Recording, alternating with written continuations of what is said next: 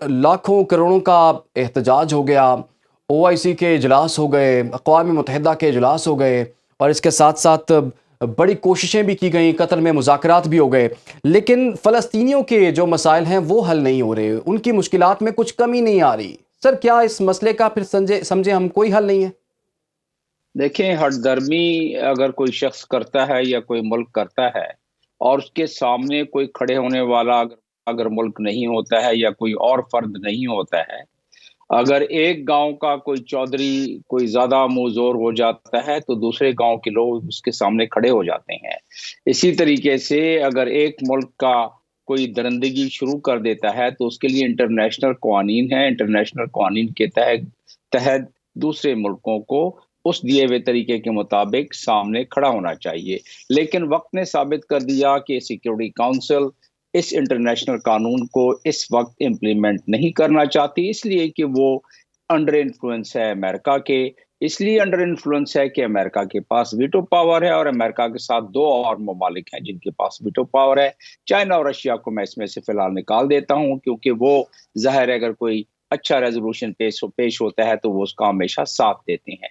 तो ये तो वजह है जिसकी वजह से ये जुल्म बर्बरियत और ये खून गारत, ये इसका सिलसिला दुनिया में मिसाल इससे पहले नहीं मिलती कि जिस तरीके से इस वक्त कत्ल गारत हो रहा है। आप अंदाजा करें, आपने अभी बताया कि अल शिफा हॉस्पिटल पर तो खैर इसराइल ने 6 दिन से मुआसरा किया हुआ था, उसके बाद अंदर भी चले गए। जिस तरह वेपन ऑफ मास डिस्ट्रक्शन का इराक में एक बहुत राग अलापा गया था और निकला कुछ भी नहीं, तो यहाँ भी बहुत राग अलापा गया था कि हमास का हेड क्वार्टर तय खानों में यानी हॉस्पिटल के नीचे है और हॉस्पिटल के नीचे से ऐसी सुरंगें जाती हैं जिसमें गाड़ियां जा सकती हैं। तो वहां तो उनके इजराइल के इंजीनियरिंग यूनिट ने खड्डा खोद के बताने की कोशिश की कि ये सुरंग है, हालांकि उसका कोई और सिरा आगे से नहीं। दूसरी जो काबिले जो यहाँ गौर बात है कि पहली बात तो साबित हो गई कि जो लोग सिक्योरिटी काउंसिल में फैसला कर सकते हैं वो नहीं करना चाहते हैं। दुनिया जी। के अवाम अपने दिल आजारी कर रहे हैं, मातम कर रहे हैं, सड़कों पर निकले हुए हैं। वो उसी तरह निकले हुए हैं जैसे कि इराक के वक्त में निकले थे बाहर, लेकिन उनकी कोई सुनवाई नहीं हो रही है। मैं पहले भी कह चुका हूं कि अफकार को पाबंदे सलासल जो जी। करोगे, तस्वीर के चिलमन से जया आती रहेगी।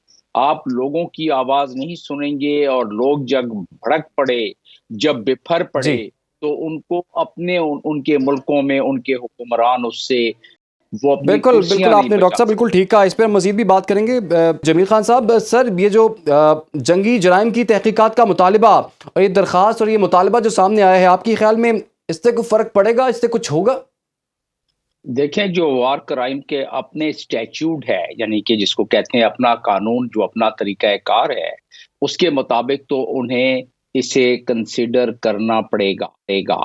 होता यह है कि वार क्राइम एक रोमन स्टैट्यूट के तहत बना है और इसको सिक्योरिटी काउंसिल की स्ट्रेंथ हासिल है, अक़वाम मुत्तहिदा के चार्टर की स्ट्रेंथ हासिल है।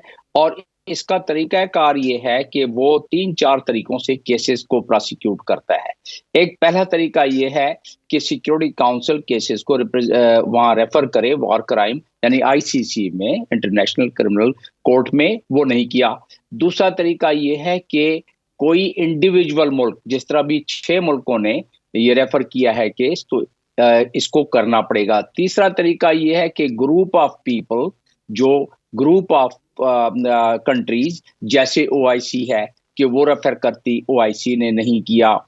और ओआईसी ने नहीं किया, मैंने आपको पहले बताया जी। है कि ये डरे डरे, ये सहमे सहमे हुक्मरान, वो अपने अवाम को कुछ और बताते हैं और अंदर अंदर से कुछ और वो फैसले करते हैं, जो कि साबित कर दिया ओआईसी केस बड़े मुलायम जी, से, डॉक्टर साहब बिल्कुल आपने बड़े ठीक कहा हल्के है। फुल्के से। जिसे कहते हैं ना, बहुत मोहतात रद्द-ए-अमल जो है वो ओआईसी का हमें देखने को मिला। हालाँकि गैर मामूली इजलास था ये, इससे बड़ी उम्मीदें थी। जमील साहब, अगर मैं आपसे क्विकली पूछना चाहूँ सर, व्हाट नेक्स्ट, आगे क्या देख रहे हैं आप? जंगबंदी के कोई इम्कानात नज़र नहीं आ रहे। कहा तो यही जा रहा था कि मुज़ाकरात हो रहे हैं, शायद जंगबंदी हो जाए। कुछ हो सकता है सर? नहीं, नहीं, जंगबंदी तो इसराइल अपने अहदाफ हासिल करना चाहता है ना, लेकिन जिस तरह जलाल साहब ने जिक्र किया, मैं आपको ओआईसी के आर्टिकल 1 का बता दूं, उसमें फ़लस्तीनियों को सपोर्ट करना और Jerusalem as a capital of फ़लस्तीन का उसमें जिक्र है।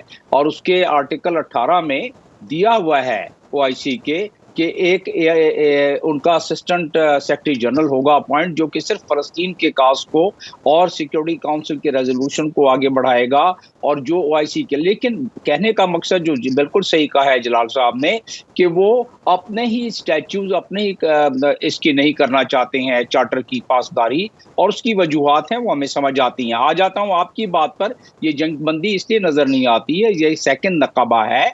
1948 में भी 15,000 लोग शहीद हुए थे, अभी तकरीबन इतने ही शहीद हो चुके हैं, 14,000 से ज्यादा। और जब तक इजराइल गजा को बिल्कुल खंडरात में तब्दील करके कब्जा नहीं कर लेगा, आज भी उसने 1 घंटे का अल्टीमेटम दिया है कि निकल जाओ हॉस्पिटल से, और उसके अलावा बाकियों को निकाल रहा है साउथ की तरफ खुले आसमान तले, ये नहीं बता रहा है किधर जाना है। इजराइल की अपनी ख्वाहिश तो ये थी कि उसको किसी तरह सिनाई में धकेल दिया जाए, वहां एक शहर बना दिया जाए, और 1948 की तरह 1967 की तरह इसको भी कब्जा कर लिया जाए, जो कि उसकी काविश कोशिश होगी। एक चीज तो बहुत समझ में आ गई है कि अब जो पहले ये था कि ये गाजा, उसमें एक इंडिपेंडेंट सिक्योरिटी मैकेनिज्म था और एडमिनिस्ट्रेशन थी, अब इजराइल के हाथ में सारी सिक्योरिटी चली जाएगी। इसका मतलब फ़लस्तीन में आज वेस्ट बैंक जो कि इजराइल के अपने कब्जे में है, वहाँ 150-200 उन्होंने फ़लस्तीनियों को शहीद कर दिया है। तो आइंदा गजा में भी उनके काबिज होके सेकंड क्लास या थर्ड क्लास शहरी रह के जो बच जाएंगे वो रहेंगे। यानी कि आपको मुस्तकबिल करीब में कोई जंगबंदी के इम्कानात नजर नहीं आ रहे?